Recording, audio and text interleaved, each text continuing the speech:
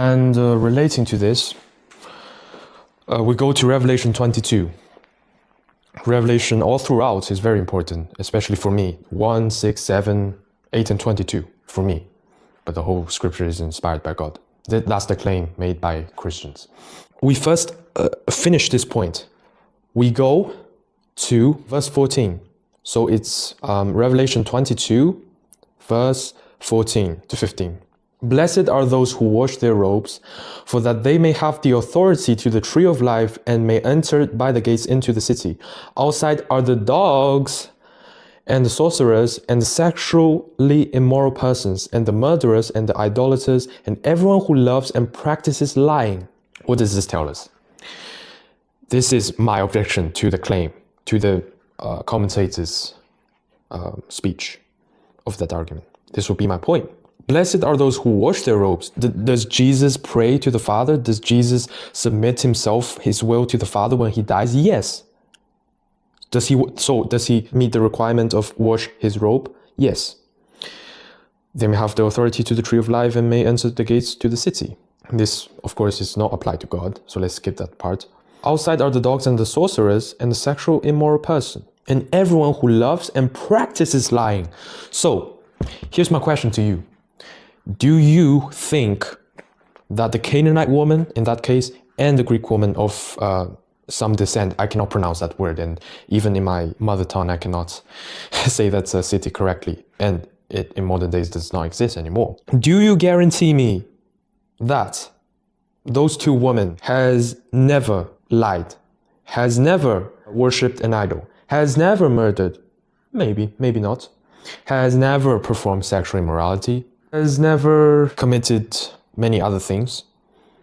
The Old Covenant law, the New Covenant law, whether it's immoral or not. So this would be my question. Do they fulfill the requirement?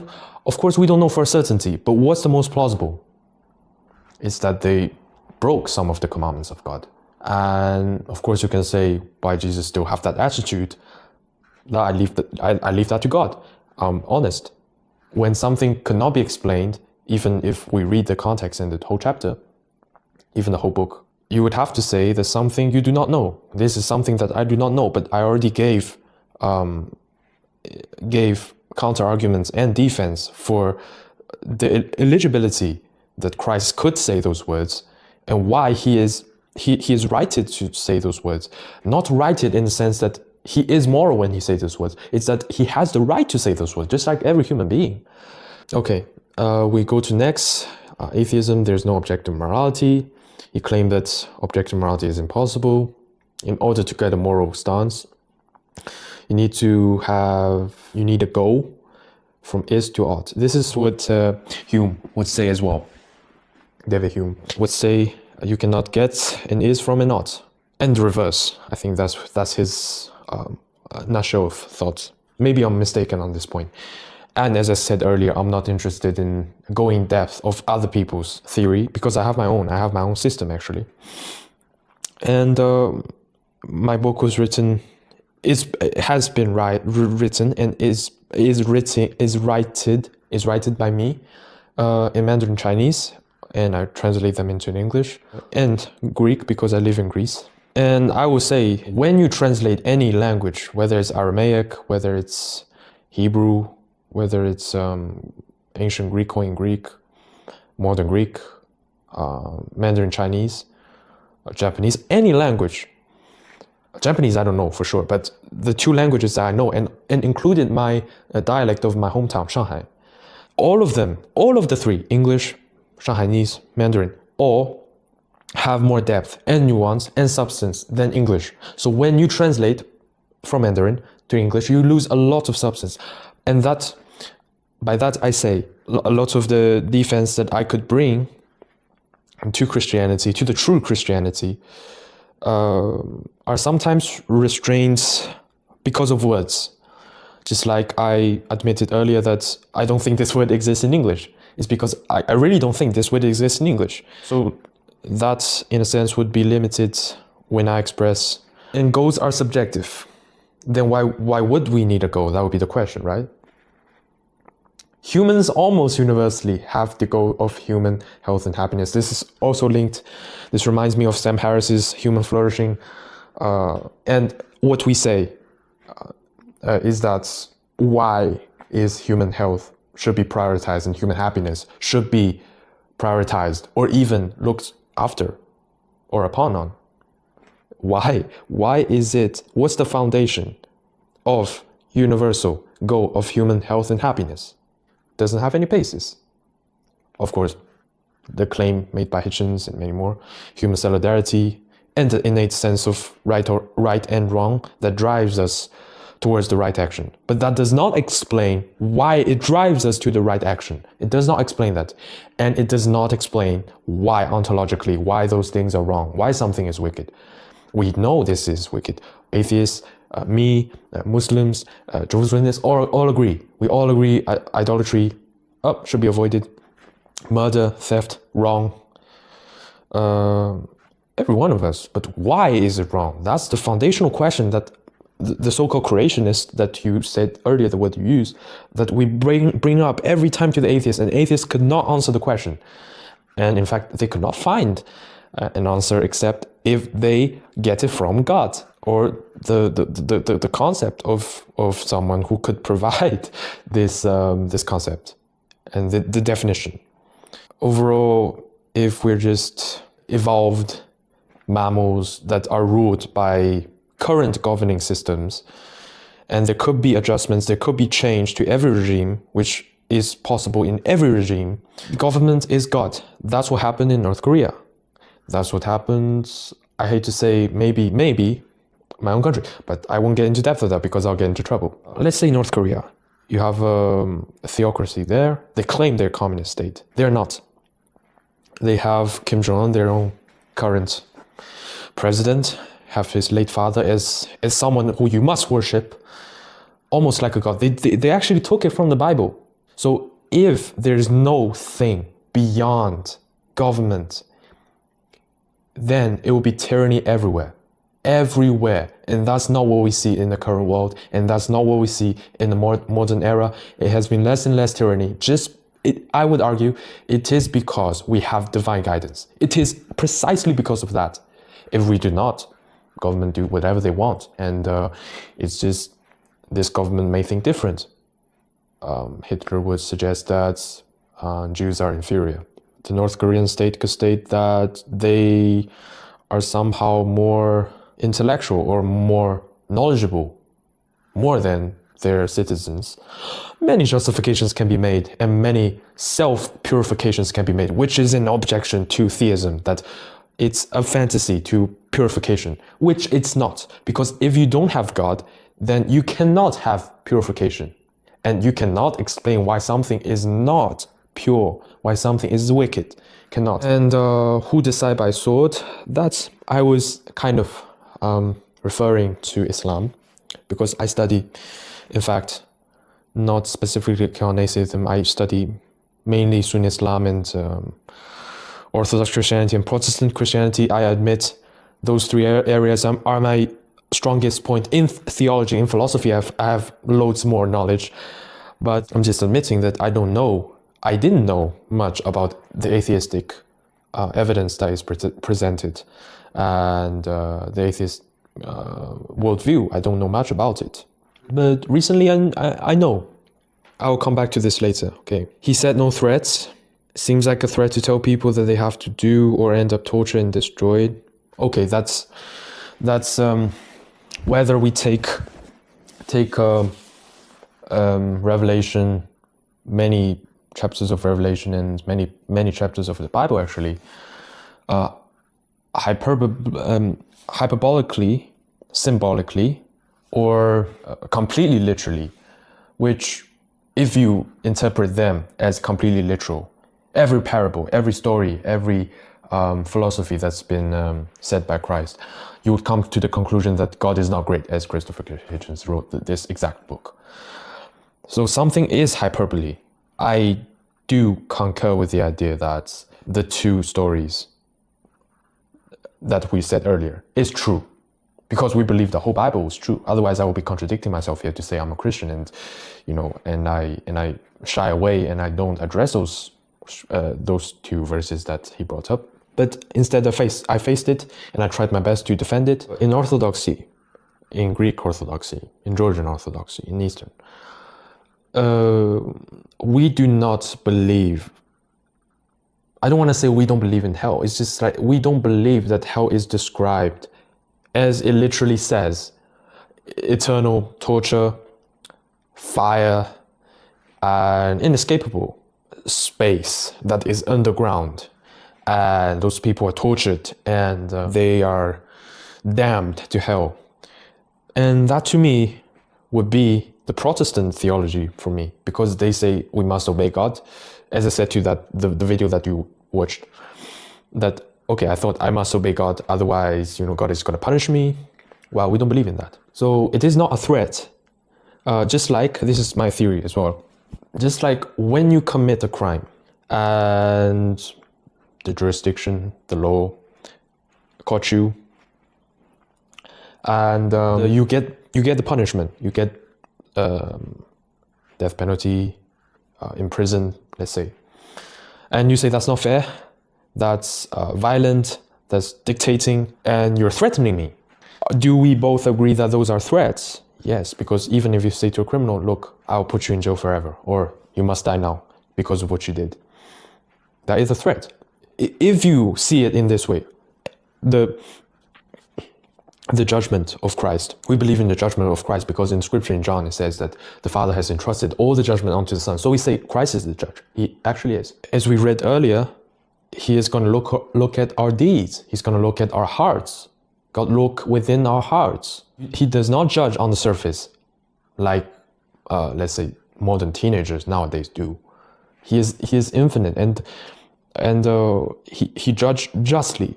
He is justice. One of God's essence is justice. What we differ from Protestantism, any branch of Protestantism, is that we believe God is freedom. And that's what we're going to talk about now.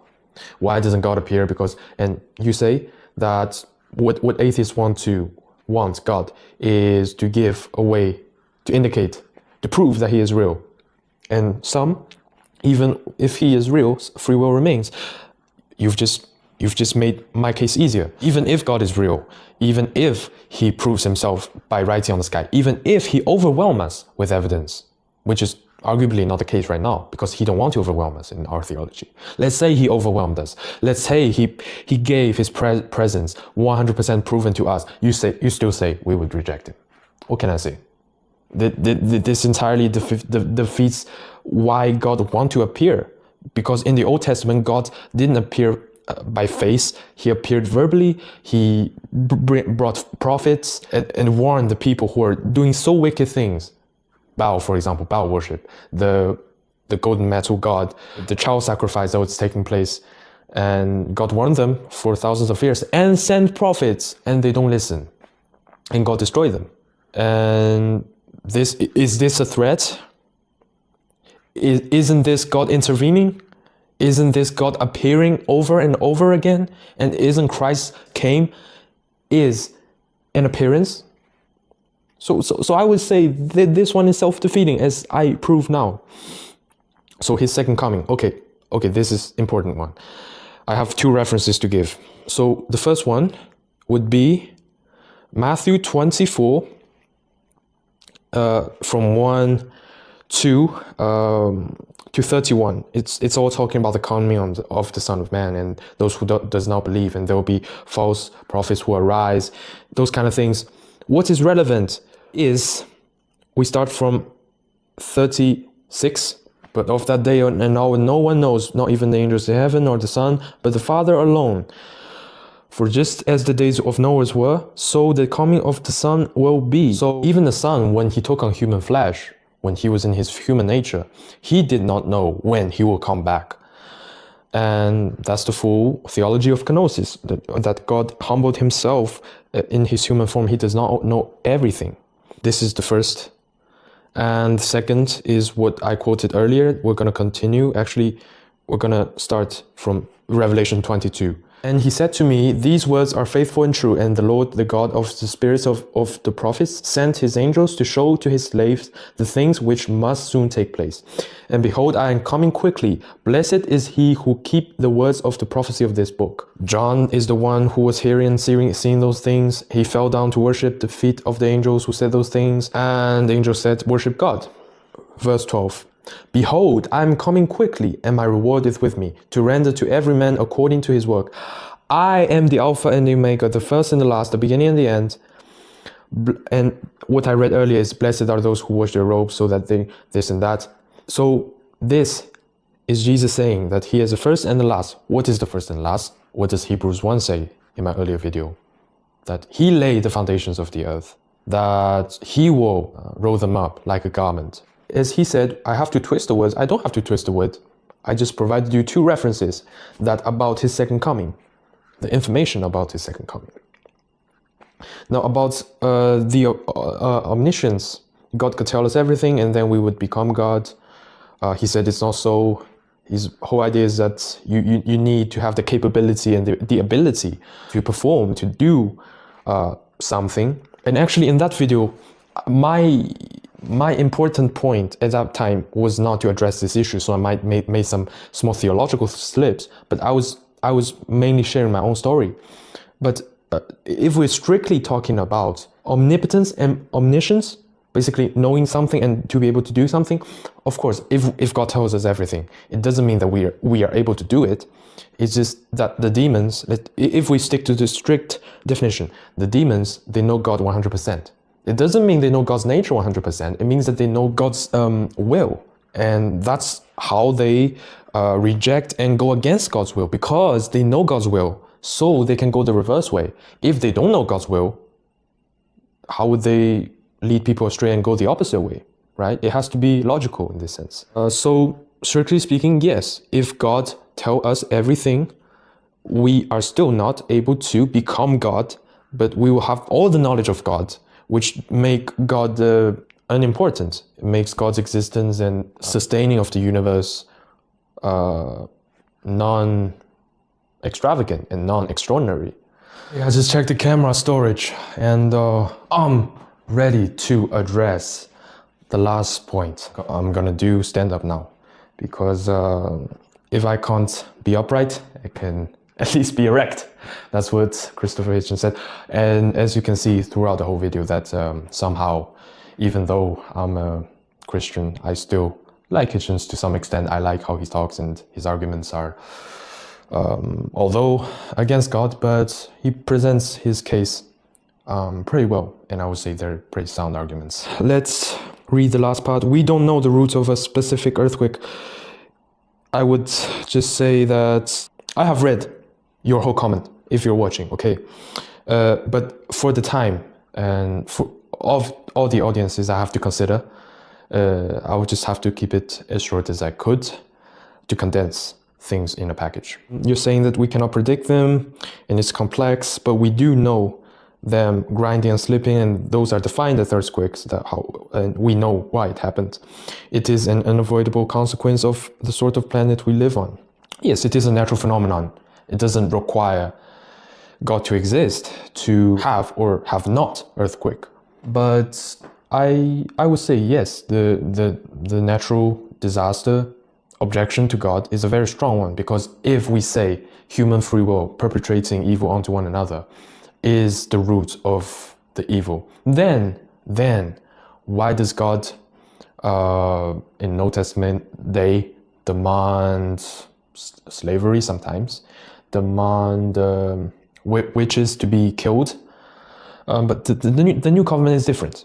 But it's just, I'm making the case that it is complex and it involves so much information.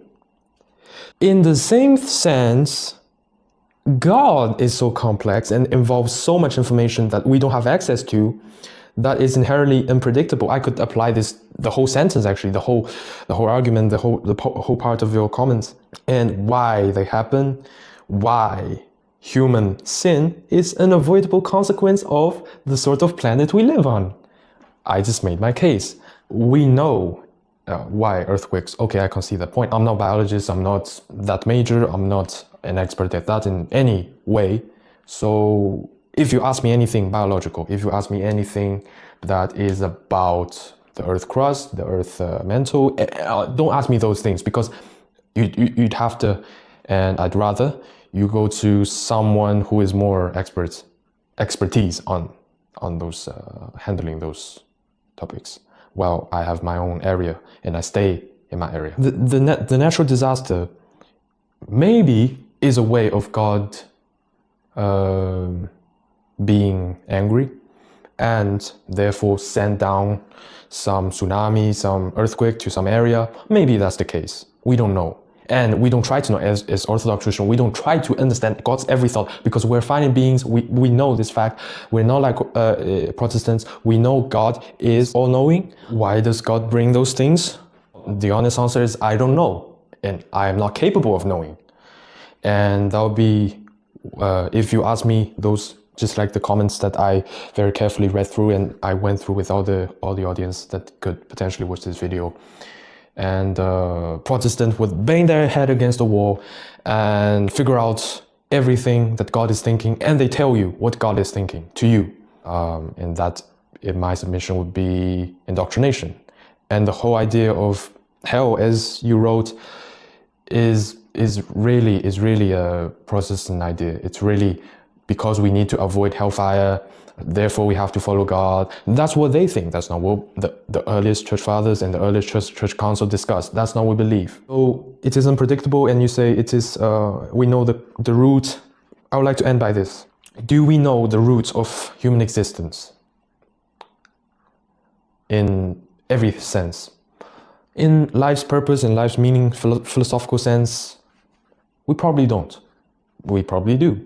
In humanistic, human desire perspective, biological, that's categorized as biological. And that corresponds to evolution as a whole idea, that to procreate and, survival of the fittest, that I wrote articles on, and hopefully they'll be compiled into an ebook.